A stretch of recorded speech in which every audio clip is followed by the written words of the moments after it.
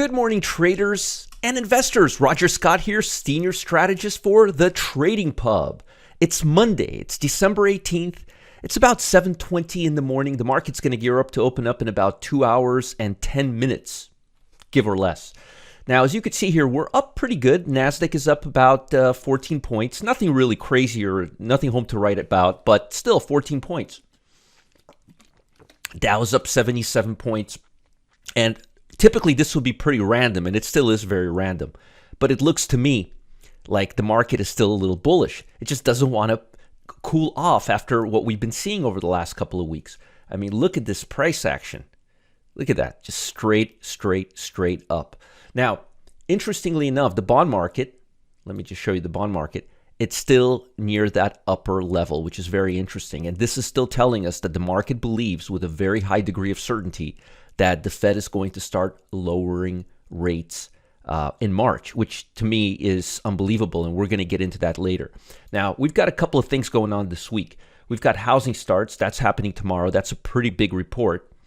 You've got consumer confidence on Wednesday. That's a pretty big report. You've got existing home sales on Wednesday. Pretty big report. The biggest reports are going to be GDP and personal income. This is what the Fed is going to be looking at. Now, again, nothing crazy, nothing like CPI last week, but this is important. Personal income and GDP and housing starts also, especially in light of the interest rate fiasco we've been seeing with everybody believing that the Fed is going to start lowering rates in March, which I think is crazy. But existing home sales and housing starts will be a very interesting reports because obviously, as you know, those are very two interest rate sensitive areas. As far as earnings, I usually give you a full earnings report, but I decided not to today because earnings season isn't really there right now. But we've got a couple of big ones, so I'll talk about that. First one is FedEx. FedEx is coming out on Tuesday. They're coming out after Tuesday's close, and they're expecting to do on a revenue basis negative 1.8%. on 32% higher EPS. We'll see if they beat that, but that's FedEx. That's going to be a real mindful one to look at. Then on Wednesday, you've got GIS, General Mills. They're expecting $1.16 earnings per share. And the big one is Nike on Thursday. So Nike and FedEx are the two big ones. They're both consumer-related stocks, and I'm thinking they both should do pretty well. Now, Nike has gone up. Let's see here. They're expecting EPS to be negative on revenue. So they're expecting to be flat, totally flat this year. It'll be interesting to see whether that gets the market going or not. But the fact that they're expecting to be flat, and if they're a little bit positive, that can give them a runaway angle. Let me just quickly take a look at both of them so we can kind of get a gauge of where they're at. I imagine they're doing really well with the rest of the market right now. Yeah, just like the rest of the market. Here's FedEx. So you could see it's making, is it an all-time high or is it a swing high? No, but we're near all-time highs right here. Look at that. That's great. And Nike, let's take a look at Nike. Look at that. Not doing so well. Hitting the 200-day moving average, but a higher high. Right now, with this stock, with the market being where it is and this stock trying to get above the 200-day moving average, I wouldn't call this stock a dog based on the technicals, but I wouldn't call it a great technical chart. I mean, you would expect it to be around here. So be careful of this. I want to see strong stocks that are above their near-term resistance. Here, the near-term resistance is about 131, so we're not there. I would consider this more of a doggish kind of stock, but FedEx, a bullish stock. So again, you've got earnings, you've got GDP, you've got personal income, but nothing really today. Today's more of a day where I think the market's going to start re-gauging itself and consolidating it a little bit. Now, you could see right here, I drew these lines a long time ago, and you could see right here that we're kind of just hovering around here. After a move like this, this type of price action that we're seeing is extremely normal, expected, and not something that that I think is out of whack or anything like that. This is extremely normal.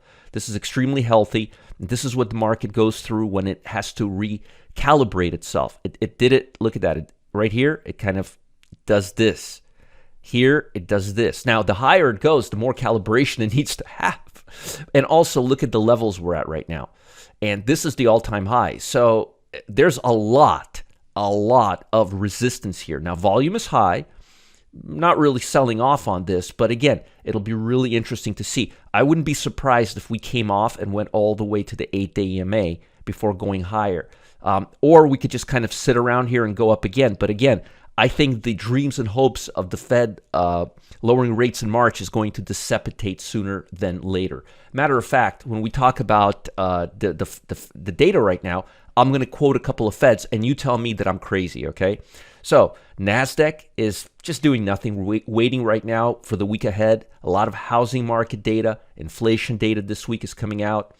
Now, the Dow, not now. Dow notched a record high, and Nasdaq is at a 2-year high. So you could see the sentiment is as bullish could be. Costco gained over $4.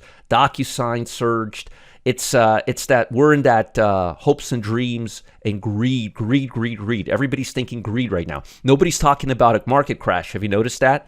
Very, very important. Oh, by the way, I forgot to mention, if you haven't subscribed to my YouTube channel where I post these videos every day around 8:30, go to YouTube, in the search box, Roger-Scott. Subscribe to my Telegram channel. Go to rogerscott.com/Telegram. It's also below this video in the YouTube channel, in the descriptor box. And come to my VIP room. It's free. Monday through Friday, noon today. Thursday and Friday, it's at 11 a.m., but otherwise, it's at noon. So, Empire Manufacturing Survey Index fell to a 4-month low. This is not good. Economic data on Friday showed manufacturing. Manufacturing is down. Now, here's the part I want you guys to listen to carefully and tell me that I'm crazy. Now, I'm going to say this first. As it is priced into right now the bond market, there's a 67.5% chance of a 0.25 basis point rate cut. Okay? Now, I'm going to read something to you, and you tell me if I'm out of my mind or if I'm on the level. Chicago President Goolsbee stated on Sunday that it is an overstatement to contemplate rate cuts until officials are convinced that inflation is on a path lower towards its target.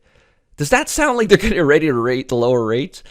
President John Williams said Friday it would be premature for officials to start considering a reduction in its key interest rates in March. We aren't really talking about rate cuts, he said in an interview.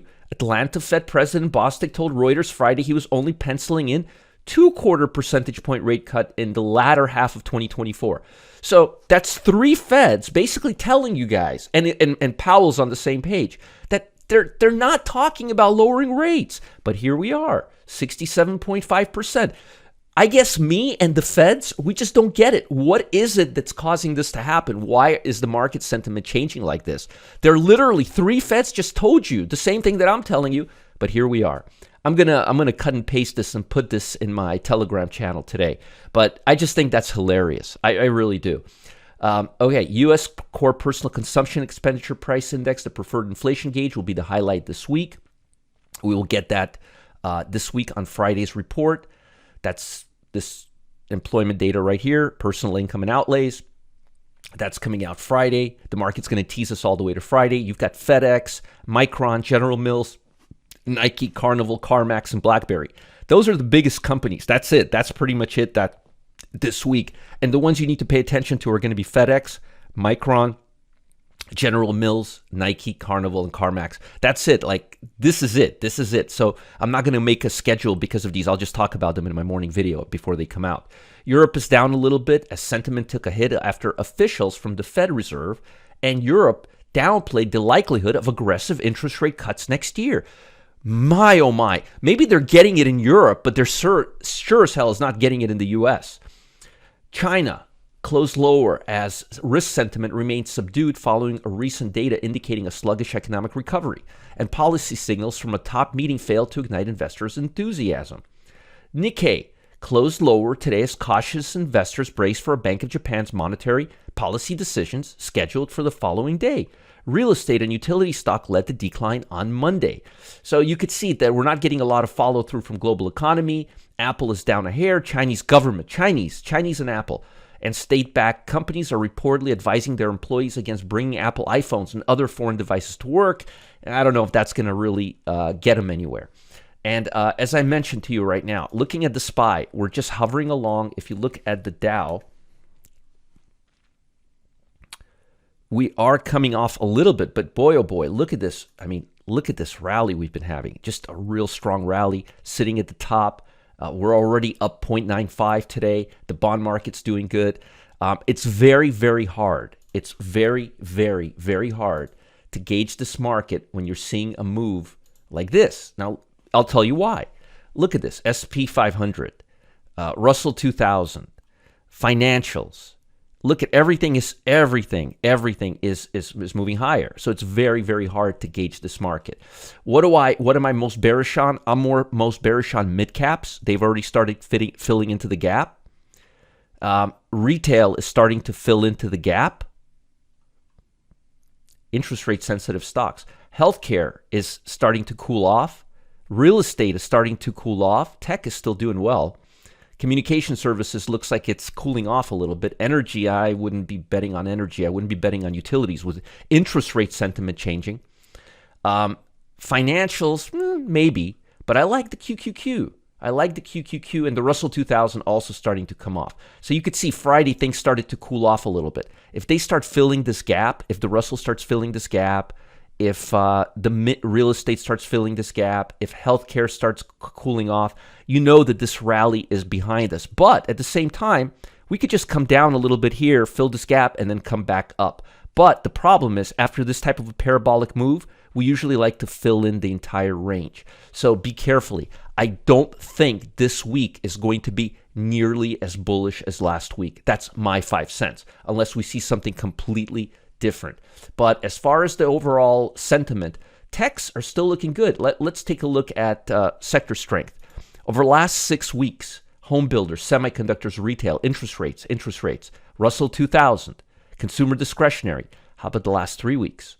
Home builders, retail, real estate, very much so, very much interest rate sensitive. But what about last week?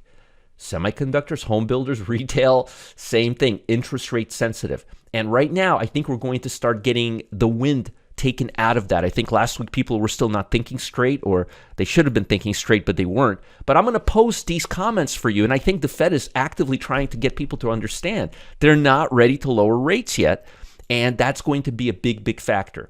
Stay right now. I'll show you what sectors you should be focused on right now.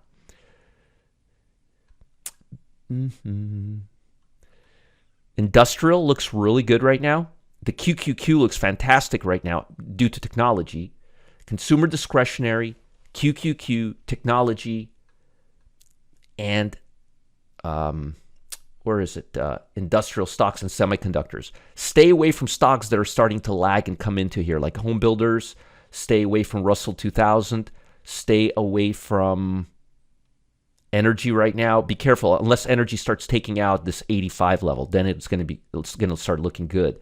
Utilities are not looking good with all of this interest rate talk. Healthcare, be careful. Be careful. Things are starting to come undone a little bit. Be careful. Now, before I let you go, keep in mind, you can get this every day before the market opens. I give you guys levels, ETFs, option picks, all the good stuff. Go to my YouTube channel. The link is below this video. If you can't find it, go to YouTube and go to roger-scott.com. Also, subscribe to my Telegram. Go to rogerscott.com/Telegram. You are missing out if you're not there. And lastly, the most important part, you got to come to my VIP room at noon today. Link below this video. I'll see you later. Have a great day. Bye, everyone.